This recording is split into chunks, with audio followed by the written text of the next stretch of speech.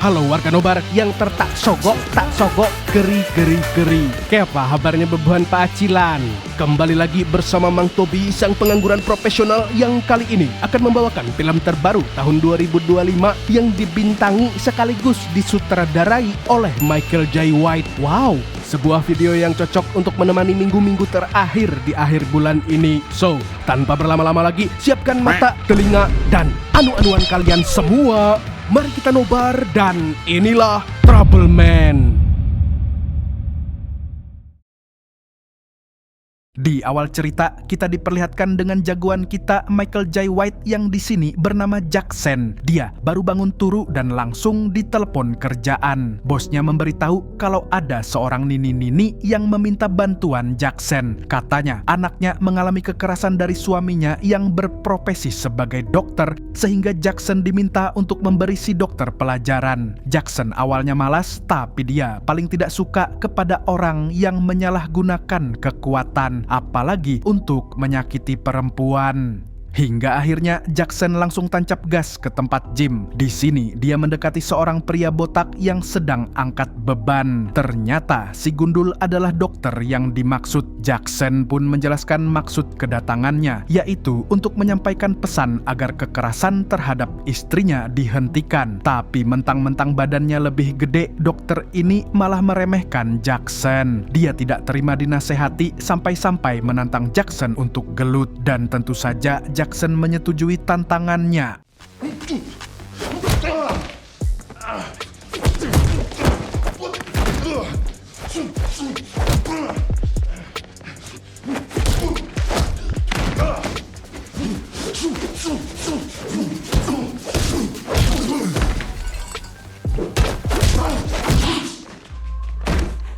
Begitu Jackson mengeluarkan jurus-jurus kungfu andalannya, dokter yang gayanya selangit itu pun langsung dibuat duduk manis dalam hitungan detik. Jackson lalu memberikan pendidikan karakter dan mengancam si dokter untuk menghentikan kekerasan dalam rumah tangga, karena kalau tidak maka Jackson akan menghabisinya. Dan si dokter gundul pun langsung kicep serta berjanji tidak akan mengulangi perbuatannya lagi. Siapa Jackson sebenarnya? Sebelum menjawab itu, kita pindah dulu ke seorang penyanyi R&B bernama Jahari yang sedang rekaman. Masalahnya fokus Jahari kacau sehingga vokalnya tidak karuan. Asisten produser yang memantaunya pun langsung menyarankan agar rekaman dilanjutkan besok saja karena mood Jahari sedang seperti wifi tetangga alias nggak stabil. Setelah itu Jahari langsung menuju mobilnya untuk pulang. Namun begitu masuk ternyata sopirnya menghilang dan digantikan seorang pria asing. Jahari yang shock sekaligus lelah pun tidak sempat kabur. Dan akhirnya dia diculik lalu dibawa pergi entah kemana.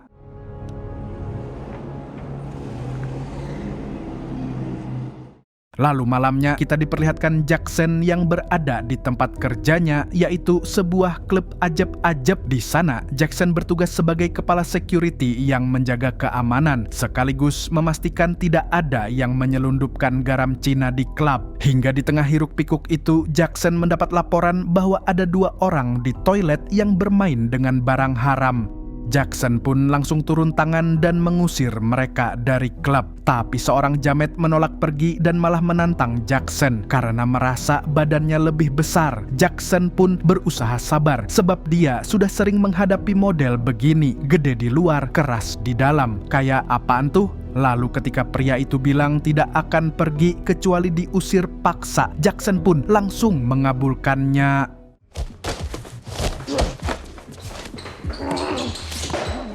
Tapi Jackson lagi malas membrutal, jadi dia menyerahkan si jamet kepada anak buah yang jalannya petantang petenteng ini. Setelah kasus toilet selesai, bos Jackson sekaligus pemilik klub yang menelepon di awal film tadi mengajak Jackson ke kantornya. Lalu si bos yang kita panggil saja Paijo ini memberikan gaji Jackson sesuai kesepakatan. Namun Jackson malah mengembalikan uang dari nini-nini yang meminta jasanya, sebab dia merasa tidak pantas menerima uang dari orang yang sedang kesulitan. Masya Allah, tabarakallah. Lalu saat melihat monitor CCTV, Jackson langsung gagal fokus. Di tengah keramaian klub, dia melihat seseorang yang sangat dia kenali. Lantas tanpa babi bu, Jackson pun langsung menghampirinya. Orang itu adalah Nurul, rekan sekaligus HTS-annya saat dulu masih bertugas di kepolisian. Jadi terjawab sudah pertanyaan kita semua kalau Jackson ternyata merupakan mantan polisi yang terkenal jujur dan jago kungfu. Tapi dia memilih pensiun karena ada sesuatu yang tak sesuai hati nuraninya. Sejak saat itu dia merantau dari Purbalingga dan bekerja sebagai kepala security di klub malam. Selain itu dia juga punya kerjaan sampingan sebagai detektif swasta. Nurul sendiri juga sudah pensiun dini dan menjadi owner event organizer. Setelah ngobrol-ngobrol, Nurul akhirnya mengaku bahwa dia masih menyukai Jackson. Saat itulah cinta lama bersemi kembali dan Jackson langsung set-set mengajak Nurul ngamar. Jackson kemudian mengajak wanita idamannya itu ke rumah. Begitu sampai, Nurul langsung memuji tempat tinggal Jackson yang rapi dan penuh karya seni. Tapi fokusnya segera berubah ketika melihat alat latihan di sudut ruangan. Dia spontan mengambil kuda-kuda lalu menunjukkan jurus bela diri ala-ala Bruce Lee.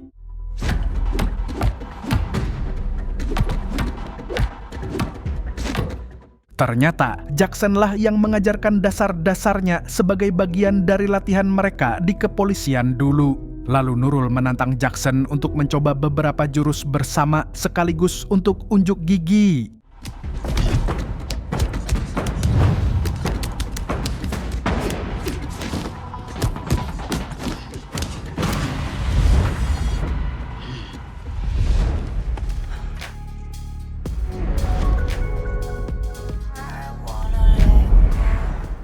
Paginya, Nurul pergi lebih dulu karena lupa matiin kompor di rumah. Tak berselang lama, Jackson mendapat sebuah paket berisi Gucci mahal dari Nurul. Namun bersamaan dengan itu, dua jamet ikut masuk dan langsung menodong Jackson menggunakan senjata. Ternyata mereka adalah anak buah dari seseorang bernama Holland dan menyuruhnya untuk ikut. Tapi bukannya nurut, Jackson malah kesal karena tidak suka ditodong pistol. Ada masa lalu yang membuatnya alergi dengan senjata api. Jackson mencoba membujuk dengan penuh perasaan, tapi kedua jamet itu tetap bebal. Hingga akhirnya Jackson pun melakukan ini.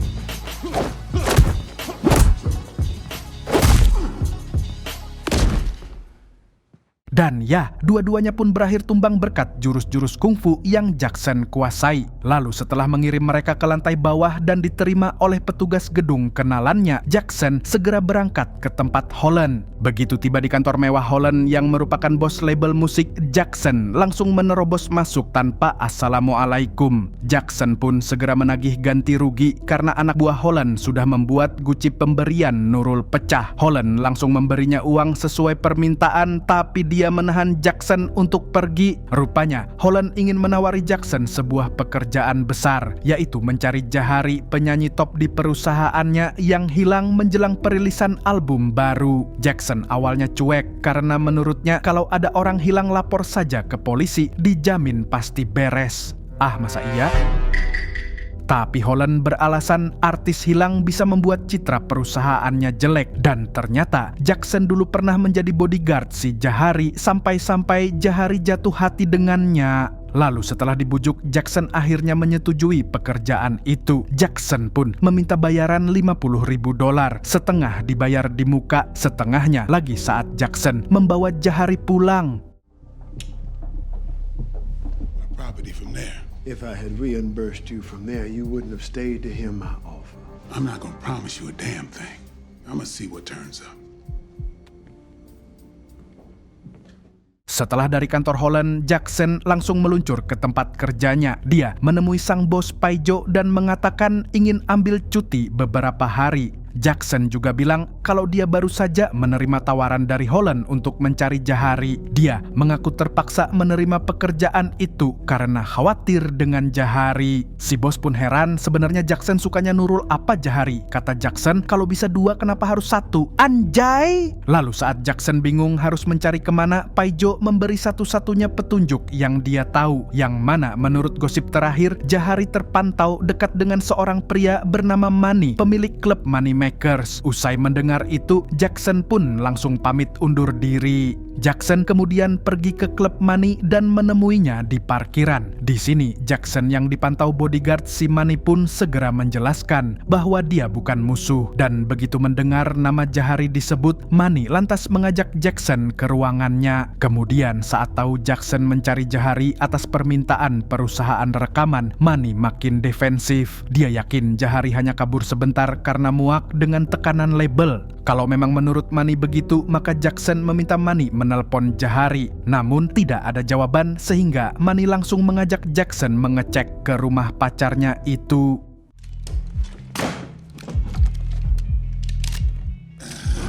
No thanks. I don't like him. Sesampainya di sana, rumah itu sudah seperti kapal pecah. Manny panik mencari kekasihnya, sementara Jackson memeriksa ruangan dan menemukan sebuah undangan pesta, petunjuk pertama yang terasa mencurigakan. Saat tak menemukan pacarnya, Manny mulai marah dan siap main hantam acak demi mencari jawaban. Tapi Jackson mengingatkan bahwa tanpa rencana yang jelas, mereka hanya akan memperburuk keadaan. Dia lalu meminta waktu sampai akhir pekan. Jika Jackson gagal menemukan Jahari, barulah Manny bebas melakukan aksi barbarnya. Trust me, is what I do. Trust me, it works. Malam itu, Jackson pergi ke sebuah pesta mewah menggunakan undangan yang dia temukan di rumah Jahari. Pesta ini adalah malam penghargaan untuk Holland yang sedang carmuk dan dipoles citranya sebagai Man of the Year. Dan menurut instingnya sebagai mantan detektif kepolisian, di sini dia bisa mendapatkan petunjuk tentang keberadaan Jahari. Tidak lama kemudian, Jackson diperkenalkan pada perempuan bernama Yuen Song, seorang bos mafia besar dari Cina yang ternyata menjadi sponsor utama di perusahaan Holland hingga bisa meraih penghargaan ini. Saat mereka mengobrol, Jackson merasa ada sesuatu yang janggal. Yuen terlalu terlibat dalam hal yang seharusnya tidak dia pedulikan, termasuk soal citra perusahaan. Lalu ketika si Yuen pergi, 2 bodyguardnya mendadak mengancam Jackson memakai bahasa Mandarin. Tapi mereka tak menyangka Jackson juga bisa bahasa Mandarin. Hayya cao nima li. 小子，别忘了你是什么身份。你又是什么身份？好好补补历史课吧。 Setelah berurusan dengan Yuen dan 2 bodyguardnya, Jackson sempat ditarik menjauh oleh Nurul. Wanita itu kesal karena Jackson tidak kunjung memberi kepastian dan hubungan mereka masih digantung sampai sekarang. Jackson mencoba menjelaskan bahwa hidupnya sedang penuh baku hantam dalam 2 hari terakhir dan dia tidak ingin Nurul terseret ke dalam semua itu. Namun bagi Nurul, alasan itu justru terdengar seperti Jackson menganggapnya lemah. Lalu Nurul mengatakan kalau dia sama sekali tidak takut menghadapi kekacauan hidup Jackson. Dari situlah Jackson sadar selama ini Nurul telah setia dan menerima Jackson apa adanya, bukan ada apanya. Dan adu bacot itu pun berakhir dengan adu cunggur. I think I figured it out. Figured what out? Why we never happened. You were clearly not just that fine girl from Berkeley with a pretty smile.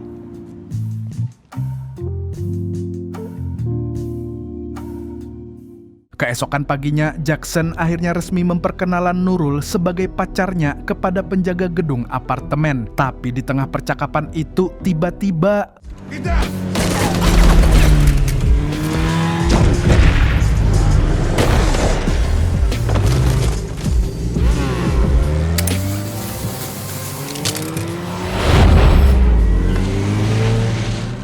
Jackson berhasil mengenali salah satu wajah pemotor yang kecina-cinaan. Selain itu, dia juga mendapatkan helm yang bisa digunakan untuk mencari mereka sampai akar-akarnya. Kemudian Jackson menghampiri Nurul yang terkena tembakan di lengan lalu segera membawanya ke rumah sakit. Setelah memastikan Nurul aman, Jackson pun kembali pulang untuk mempersiapkan senjata. Sebab jika sudah melukai wanita yang dia cintai, tentu Jackson tak bisa tinggal diam. Tapi tiba-tiba dia mendapat panggilan dari Manny yang menagih janji soal Jahari. Lalu Jackson meminta waktu lebih karena sepertinya dia mulai mendekat ke informasi soal keberadaan Jahari. Dia juga meminta Manny untuk menjaga Nurul sementara waktu sebab dia harus turun gunung demi balas dendam.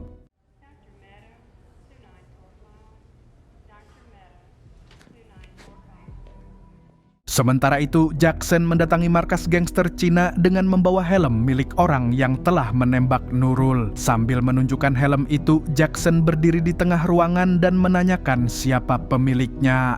Para gangster awalnya menertawakan Jackson. Mereka tidak percaya ada satu orang nekat masuk sendirian menuduh mereka dan bahkan bukan polisi.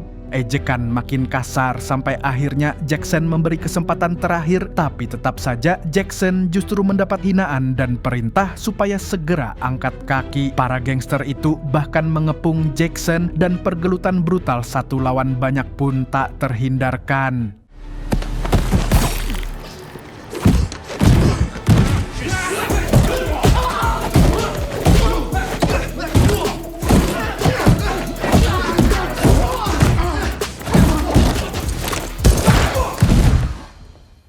Tak disangka, kali ini Jackson terpaksa menggunakan pistolnya dan berhasil membuat para gangster tumbang. Saat tinggal beberapa jamet, Jackson lantas kembali menuntut tentang pemilik helm. Kalau tidak diberitahu, maka inilah yang terjadi.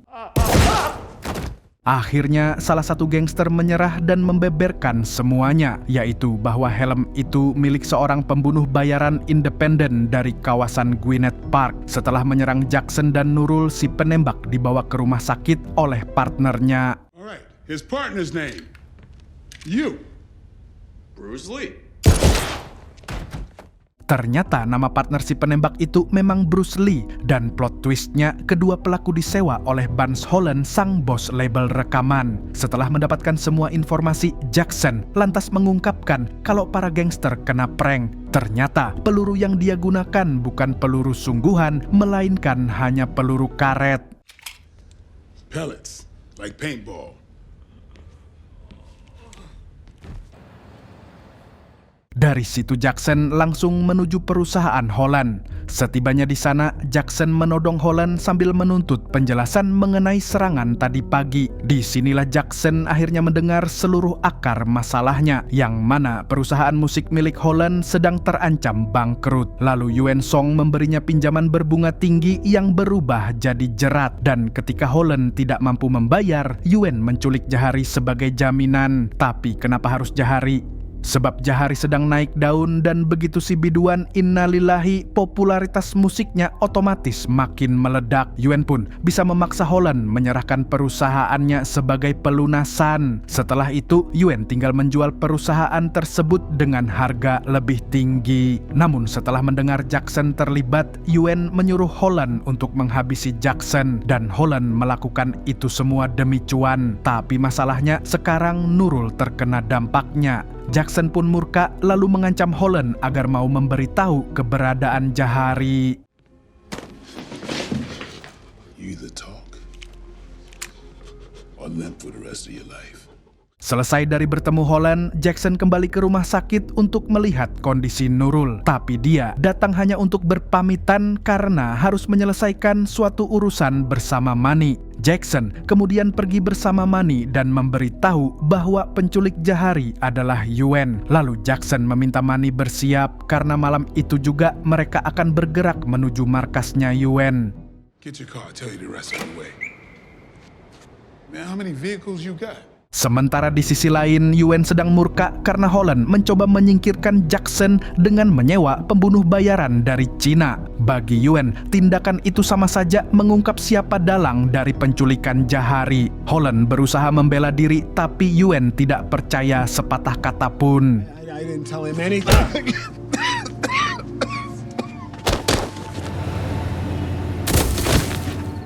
Beberapa jam kemudian, Jackson dan Manny tiba di dekat tempat penyekapan Jahari. Mereka mengamati area sekitar terlebih dahulu untuk memastikan posisi para penjaga. Setelah merasa aman, mereka pun segera masuk melalui jalur atas.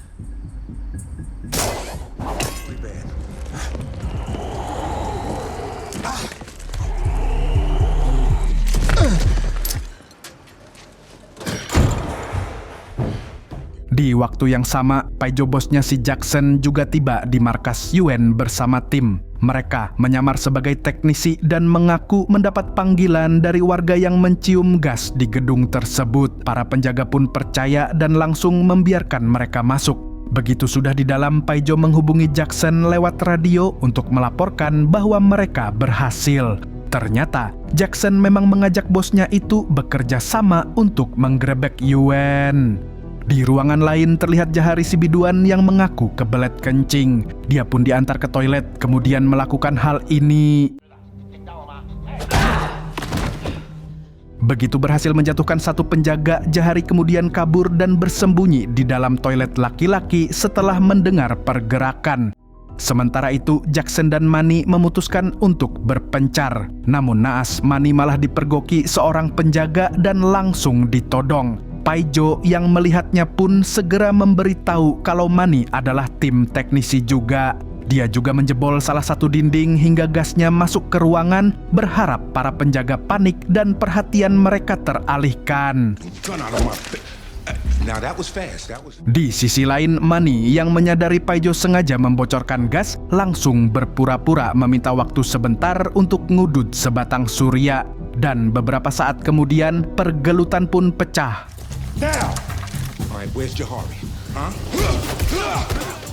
Di tengah pergelutan, udutnya Manny tadi tak sengaja terlempar ke arah sumber gas hingga akhirnya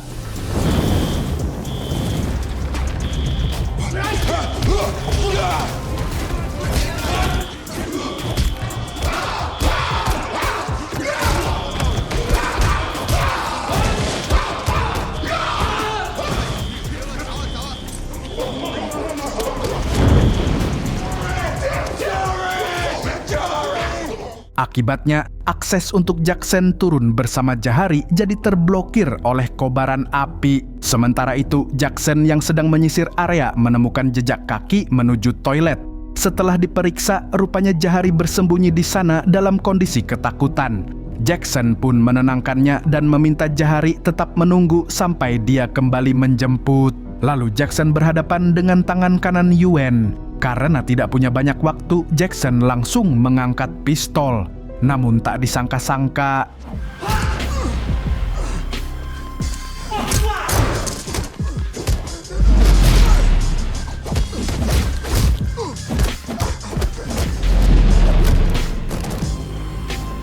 Don't you think? sayangnya, kali ini Jackson berhasil dijatuhkan. Tangan kanan Yuen mengira Jackson sudah tewas setelah ditembak menggunakan pistolnya sendiri, sehingga dia dan rekannya segera pergi dari tempat itu. Di waktu yang sama, pasukan Paijo juga mundur cepat karena markas Yuen sudah siap meledak. Mereka tidak lupa membawa Manny yang sempat terpisah dari Jackson. Beberapa saat setelah semuanya pergi, tak disangka Jackson ternyata masih hidup. Senjatanya tadi hanya memakai peluru karet dan dia pun langsung bangkit untuk membawa Jahari pergi sebelum semuanya hancur. Di sisi lain, Yuen hanya bisa melihat markasnya terbakar api, tapi menurut si tangan kanan, misi mereka belum selesai sebab ada jalan keluar untuk Jackson dan Jahari melarikan diri dari kebakaran. Sementara Jackson dan Jahari sendiri kini telah tiba di rumah sakit untuk merawat luka Jackson. Tidak lama kemudian, Manny datang dan langsung memeluk Jahari karena sempat mengira keduanya tewas dalam ledakan. Jahari menyampaikan rasa terima kasihnya kepada Jackson karena telah diselamatkan. Namun, Jackson menekankan bahwa Manny lah yang menjadi alasan dia sampai bertindak sejauh ini. Setelah itu, Jackson kemudian menuju kamar tempat Nurul dirawat. Namun setibanya di sana, Jackson terkejut karena ranjang Nurul kosong. Jackson langsung menuju administrasi rumah sakit dan menanyakan apakah Nurul sudah keluar. Petugas menjelaskan bahwa Nurul baru saja pulang dan meminta untuk dipesankan Gojek ke gedung perusahaannya Holland. Sontak Jackson panik dan langsung mengajak Manny untuk tancap gas tanpa rencana. What she's getting herself into? Your car dealer. No. Di tengah perjalanan, Jackson menelepon kantor Holland dan menanyakan situasi terkini kepada si sekretaris. Beruntung, tepat saat itu Nurul tiba dan Jackson segera memperingatkan Nurul kalau dia hanya dijebak oleh Yuen. Belum sempat Nurul mengambil langkah jauh, Yuen CS sudah menyambutnya. Jackson lalu meminta Nurul bersembunyi sementara dia dan Manny langsung memacu mobil ke lokasi. Maka setelahnya Nurul bilang ke Yuen mau ke toilet padahal dia berusaha kabur melalui tangga darurat.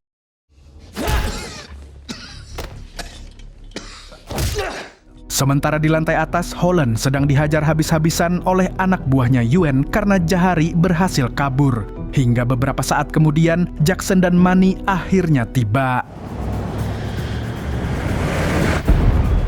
Begitu tahu ada penyusup, anak buahnya Yuen pun langsung menyerang mereka.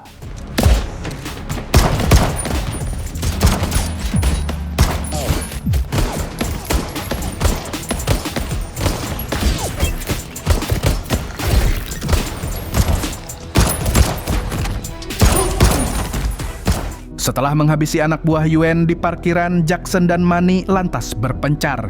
Jackson mencari Nurul di area lain, sedangkan Manny ke ruangannya Holland.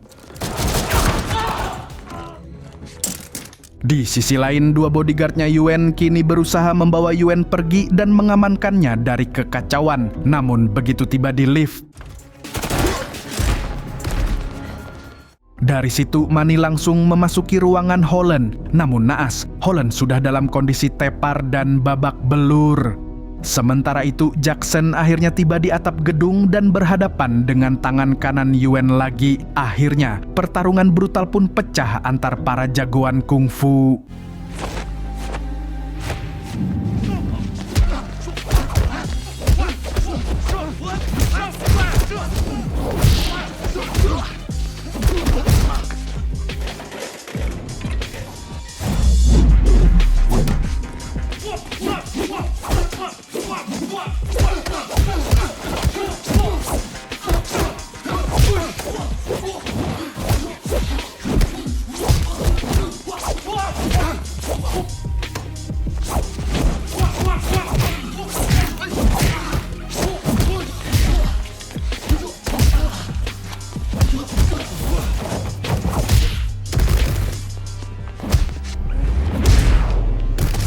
Jackson berhasil menyingkirkan keduanya, namun tak berselang lama Yuen muncul dan menyuruh Jackson melihat ke sisi atap. Ternyata sekretaris Holland sudah diikat pada sebuah tali yang hanya menunggu untuk dilepas agar tubuhnya jatuh dari ketinggian. Yuen lalu menyatakan bahwa semua ini adalah balas dendam atas kehancuran markasnya, dan beberapa saat kemudian pertarungan antara Yuen dan Jackson pun pecah.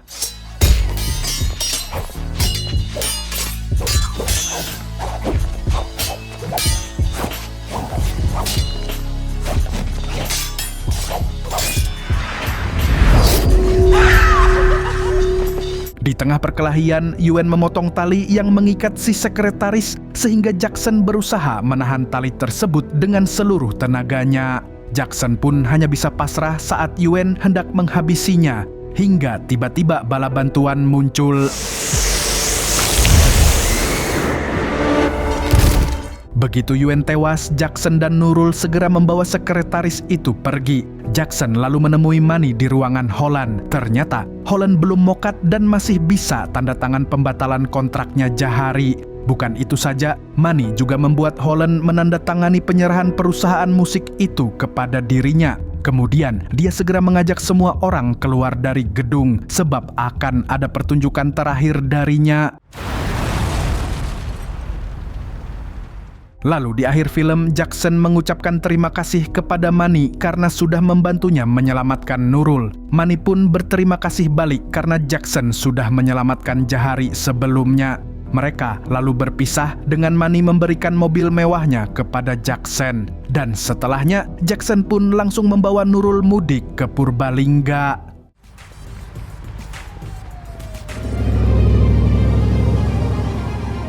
Dan film pun tamat.